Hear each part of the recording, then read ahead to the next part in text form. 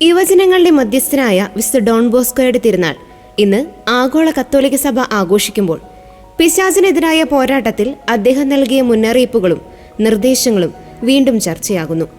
നരകത്തിലേക്ക് നമ്മെ നയിക്കുന്ന പിശാചിന്റെ കെണികളെക്കുറിച്ച് അദ്ദേഹത്തിന് ലഭിച്ച ദർശനവും പിശാചിനെ നേരിടാനുള്ള നിർദ്ദേശങ്ങളും വിശ്വാസികൾക്ക് ഇന്നും വലിയ പാഠമാണ് നൽകുന്നത്. 1868 മെയ് 3 ഡോൺ ബോസ്കോയ്ക്ക് ലഭിച്ച ഒരു ദർശനം ഏറെ പ്രസിദ്ധമാണ്. മനോഹരമായ പൂക്കൾ നിറഞ്ഞ വഴിയിലൂടെ നടക്കുമ്പോൾ താൻ ഏറെ സ്നേഹിക്കുന്ന യുവജനങ്ങൾ ഒന്നിനു പുറകെ ഒന്നായി കെണികളിൽ കുടുങ്ങി നരകത്തിലേക്ക് വീഴുന്നതായി അദ്ദേഹം കണ്ടു. അഹങ്കാരം, അനുസരണക്കേട്, അസൂയ, അശുദ്ധി, മോഷണം എന്നിവയായിരുന്നു ആ കെണികൾ. ഇതിൽ ഏറ്റവും അപകടകരമായ കെണിയായി അദ്ദേഹം കണ്ടത് മറ്റുള്ളവർ എന്ത് വിചാരിക്കുമെന്ന ഭയം കാരണം ശരിയായ കാര്യങ്ങൾ ചെയ്യാതിരിക്കുന്ന അവസ്ഥയാണ്. എന്നാൽ ഇതിൽ നിന്നെല്ലാം രക്ഷപ്പെടാൻ നമ്മെ സഹായിക്കുന്ന ആയുധങ്ങൾ ദൈവം നൽകിയിട്ടുണ്ടെന്നും അദ്ദേഹം തന്റെ ദർശനത്തിലൂടെ വ്യക്തമാക്കി. കൂദാശകൾ, പ്രത്യേകിച്ച് നല്ല കുമ്പസാരം, വിശുദ്ധ കുർബാന എന്നിവയാണ് പ്രധാന ആയുധങ്ങൾ. കൂടാതെ ധ്യാനം, പരിശുദ്ധ അമ്മയോടുള്ള ഭക്തി എന്നിവയും ഇതിൽ ഉൾപ്പെടുന്നു.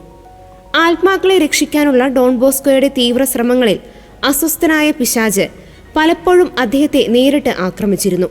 രാത്രിയിൽ ഉറങ്ങാൻ സമ്മതിക്കാതെ കട്ടിൽ കുലുക്കിയും ഭയാനകമായ ശബ്ദങ്ങൾ ഉണ്ടാക്കിയും ചിലപ്പോൾ വന്യമൃഗങ്ങളുടെ രൂപത്തിൽ പ്രത്യക്ഷപ്പെട്ടും പിശാച് അദ്ദേഹത്തെ ഭയപ്പെടുത്താൻ ശ്രമിച്ചിരുന്നു.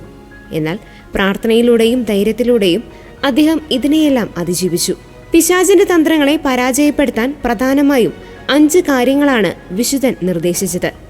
എപ്പോഴും ജാഗരൂകരായിരിക്കുക, അലസത ഒഴിവാക്കി ജോലിയിലും കാര്യങ്ങളിലും വ്യാപൃതരായിരിക്കുക, പ്രാർത്ഥനയെ പരിചയമായി ഉപയോഗിക്കുക എന്നിവയാണ് അതിൽ പ്രധാനം.